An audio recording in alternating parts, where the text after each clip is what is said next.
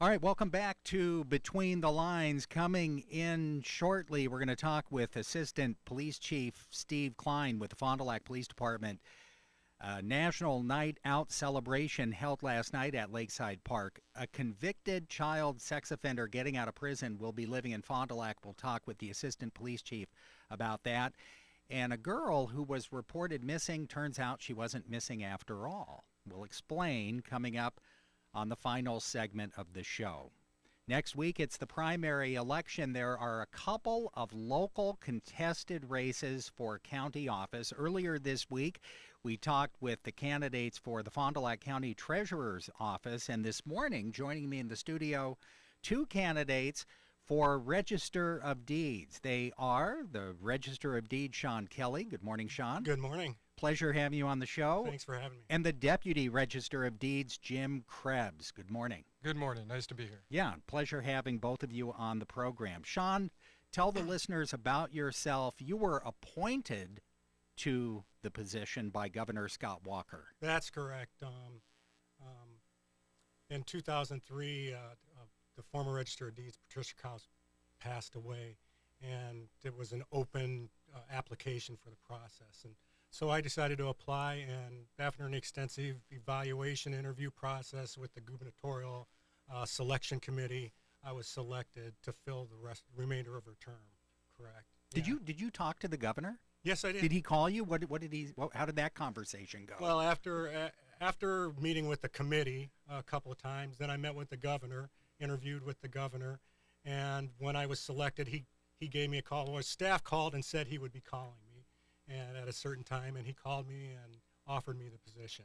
Oh, so he didn't go down a list of questions and say, now, what would you do in this? No, Okay. but we met for about 45 minutes. Oh, really? Okay. Minutes just in conversation, as the final interview. What were you doing before?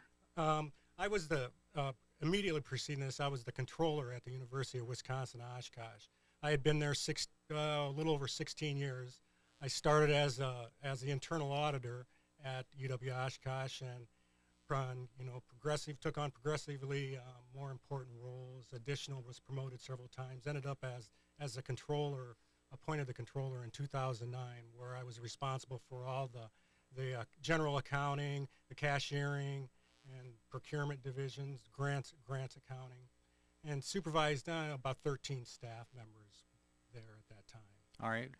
Well, tell the listeners about yourself. Are you Wisconsin native? Did you grow up in this area? Are you married? Do you have kids? No, I followed my wife, who's a Fond du Lac native, to Fond du Lac in 1991. When I looked for a position, I accepted a job with the state of Wisconsin as an auditor. And I followed my wife, my girlfriend now, my wife now, married, have two children, Shantae and Carson. Currently live out in the township of Tachita. And so I've been in Fond du Lac for 25 years. I graduated from Luther College in Decorah, Iowa with a BA in accounting. And I've got a master's from Marion College here in Fond du Lac in organizational leadership and quality that I completed there. All right. Jim Krebs, the Deputy Register of Deeds. How long have you been in that position? Since 2013. So I was hired on by Patty Krause, the former registrar, in 2013. And then when she passed away, I served as the interim registrar until the governor's office appointed Shawn. Did you apply for the job as well? I did apply for the job, yes, and went and did do an interview. It was a very, very brief interview, but I did do the interview. And but beyond that, I've been serving as the deputy since 2013, and before that, I was a property title examiner for 8 years. Working for title insurance companies both in Fond du Lac and La Crosse. 4 of the 8 years I was working as the search and exam department manager for a local title insurance company. So I have a lot of experience working with real estate documents, understanding statute that apply to them, and managing a staff of 4 to 6 people, which is very applicable to what the Register of Deeds office staff is. All right. Are you from Fond du Lac? I am. I grew up in Rosendale, which is in the western side of Fond du Lac County. My wife grew up in St. Peter. We currently live in the city of Fond du Lac, and we have a 5-year-old daughter that we're raising. And we're appreciative of the fact that we can raise our daughter among family and friends. That's something we're thankful for. Well, let me ask both of you, why are you running for the position? I'm running for the position because I have a real passion for this stuff. I have a deep appreciation for the records we maintain. My years of experience doing work in the real estate field have given me that appreciation and understanding of the documents. To me, it's important that whoever's filling that role has that same appreciation, has that understanding of real estate documents.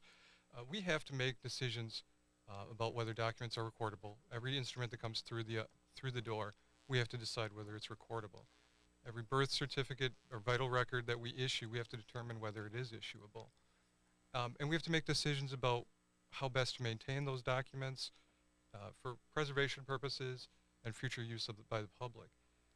Currently, the office is lacking someone with the experience and job-specific competencies to make those decisions. And so I have those skills. That's why I'm running for the office. All right, and John, why are you running? Well, after being appointed, I sought this position because it gave me an opportunity to come back to Fond du Lac, to work in the city here, to get out of the commute thing. I brought to the table an organizational leadership quality and skills that, as I understand, were lacking in the department. I have, over 16 years of extensive leadership and departmental manager experience. My audit background has given me the opportunity. I understand how to research and apply federal and state statutes, how to use those and apply them to the task at hand. Since being appointed, one of the charges from the executive was to implement electronic systems in the office. We've begun to do that, and part of seeking re-election, actually it's not re-election, seeking election after appointment is to continue that process that we've begun. We've got a good step moving forward, and there's still a lot to be done. People have just heard both of you speak about your qualifications. What would you say is the biggest difference between you and your opponent that gives you the edge to be the Register of Deeds? My organizational leadership and experience in management, in departmental and organizational management. It's more than just the department. It's about the whole structure, how we fit within the county, how we communicate with other offices in the county, how we do with our budget, what we do with our budget, what kind of systems do we implement. I have experience implementing information technology systems, those types of things. It's seeing the whole forest, so to speak. All right. Jim, what about you? And I can appreciate the idea of great management. I agree with that idea. I would also, identify that I have leadership and management qualities. But there's a couple of other things that are important as well. Experience, understanding and having the job-specific competencies to actually do the job. We need to have someone that actually knows how to talk to people and explain to people why a record is not recordable or what helps make it recordable. Understand the difference between, for example, an HT-110 and a TOD-110. Whether something is being conveyed via a marital property agreement in relation to those things, or whether it's a life estate interest that's being terminated. Specifics like that are important for whoever's leading that office. I have those skills. Understanding how the records are being used by the public is important.